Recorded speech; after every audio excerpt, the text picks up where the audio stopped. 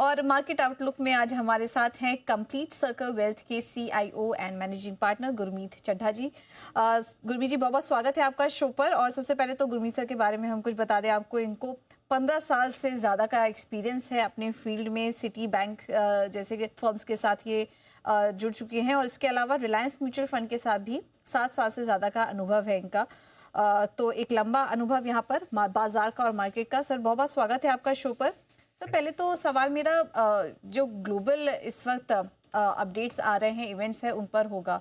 Specially चीन की तरफ से ये जो खपत बढ़ाने पर फोकस करने की खबर आई है। जो ट्रेडिशनल फोकस उनका होता था, वहाँ से थोड़ा यहाँ पर शिफ्ट इस बार देखने की बात की जा रही है। तो ऐसे में ये जो चीन की तरफ से कदम है, इसे आप ग्लोबल मार्केट के लिए अगर देखें तो वो कैसे देख रहे हैं? क्या इसका सेंटिमेंट के लिहाज से कुछ असर पड़ सकता है? क्योंकि कहीं ना कहीं स्लो डाउन की भी बात की जा रही है। आपका क्या व्यू बन रहा है सर चीन के इस कदम के बाद? तो ग्लोबल मार्केट में एक बहुत बड़ा रीसेट हो रहा है पूजा जी। अगर आप देखें यूएस, अगर आप यूएस से स्टार्ट करता हूँ क्योंकि वहां से सारा शुरू होता है।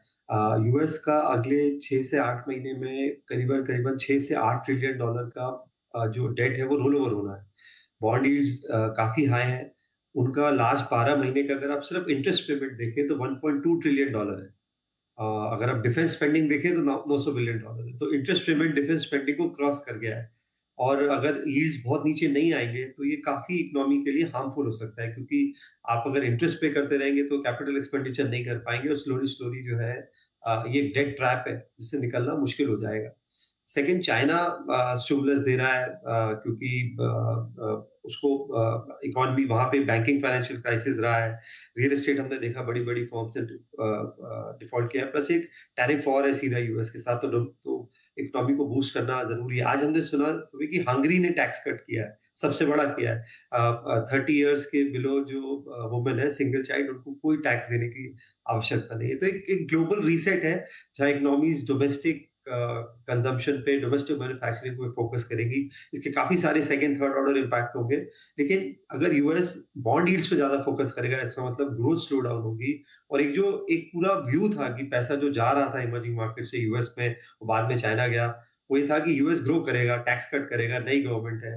और इस वजह से काफी आउटफ्लोज हुए। अगर लेकिन यूएस का ग्रोथ स्लो हो जाता है और वो बॉन्ड यील्ड्स को नीचे लाने में कोशिश करते हैं, ट्रम्प ने जैसे बोला इकोनॉमी को डिटॉक्स और ट्रांजिशन करने की जरूरत है, तो इमर्जिंग मार्केट के लिए मीडियम टर्म में वो एक अच्छा व्यू है। थोड़ा सा इमीडिएट इम्पैक्ट आएगा क्योंकि इतनी बड़ी इकोनॉमी है, रीसेट होगी तो टर्मोइल क्रिएट होगा।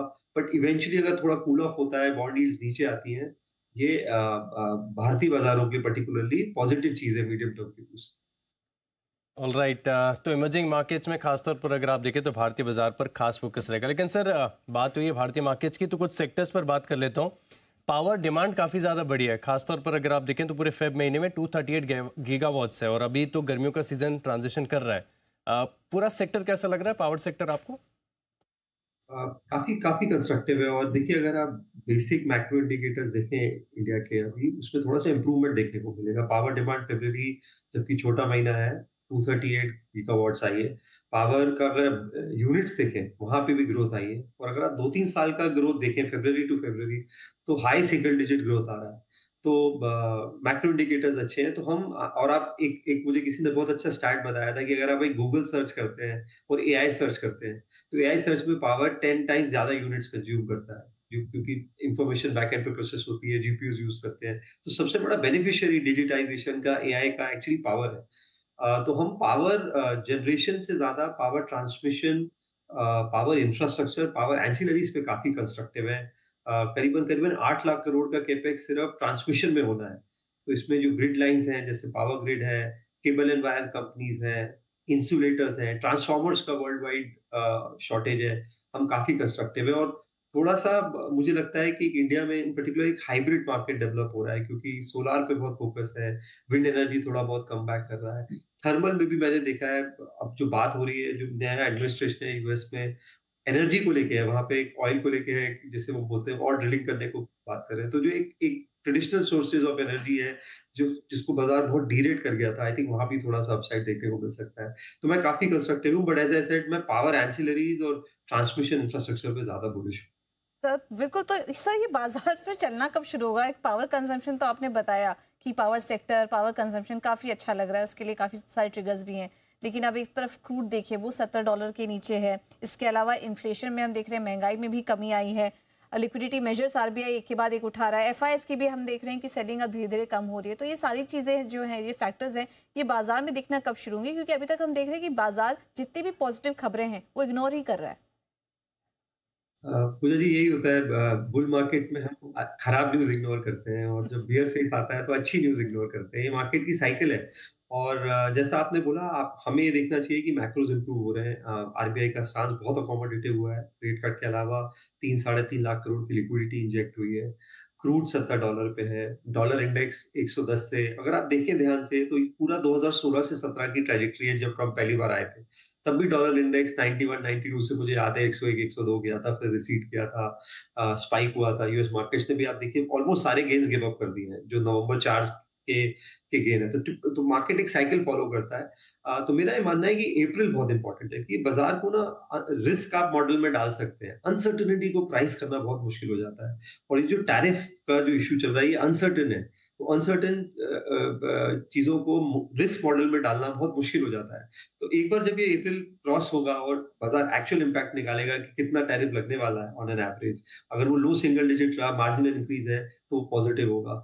सेकंड, हमारी अपनी अर्निंग ग्रोथ का वापस आना बहुत जरूरी है। सारी प्रॉब्लम हमने भी एक्सटर्नल चर्चा करी है। एक प्रॉब्लम जो हमारी सेल्फ इन्फ्लिक्टेड रही, हमारे पिछले 2 क्वार्टर अगर आप देखिए ईपीएस ग्रोथ के काफी काफी कम रहे हैं। जब आप 23-24 के अर्निंग मल्टीपल पे हो और आपका 4-5% ईपीएस ग्रोथ आएगा, तो फिर आप बाजार एक बेसिकली मौका ढूंढ रहा है करेक्ट होने का।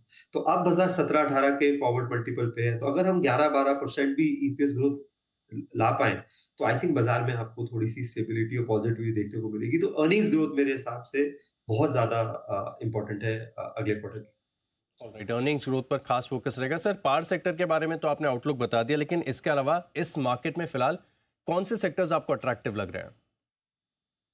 तो बैंकिंग और फाइनेंशियल्स बहुत अट्रैक्टिव लग रहे हैं। आप देखिए पूरा बैंक निफ्टी 12-13 के अर्निंग मल्टीपल पे है। प्राइवेट सेक्टर बैंक्स अगर आप देखेंगे तो 2 प्राइस टू बुक पे है, 17-18% आरओई पे है। ये वाला वैल्यूएशन अगर आप देखेंगे तो शायद आपको 10-15 साल बाद दिखा होगा बैंकिंग में। बहुत बहुत रीजनेबल वैल्यूएशन से आरबीआई का स्टांस चेंज हुआ है।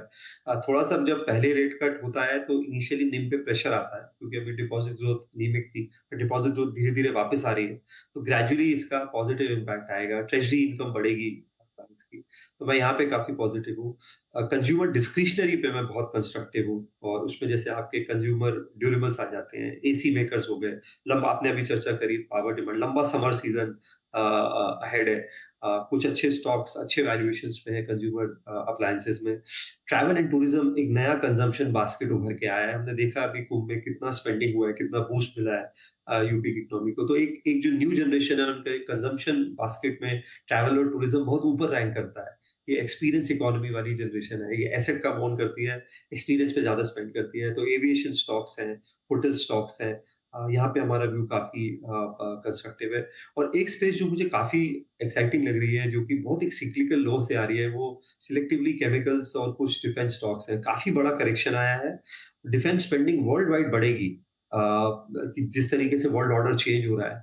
केमिकल्स भी अगर आप देखें पिछले 2-3 साल में हम ऑलमोस्ट अपने सिक्लिकल लो पे हैं। जो इन्वेंटरी डिस्टॉकिंग थी, जो डंपिंग हुई शुरू में टैरिफ के ज़बरदस्त में, मुझे लगता है वो काफ़ी हद तक जो है पीछे है और वैल्यूएशन धीरे-धीरे रीज़नेबल हो रहे हैं। शायद 1 क्वार्टर, 2 क्वार्टर और लगे और थोड़ा-सा मेरा यहाँ पे कॉन्ट्रिब्यूट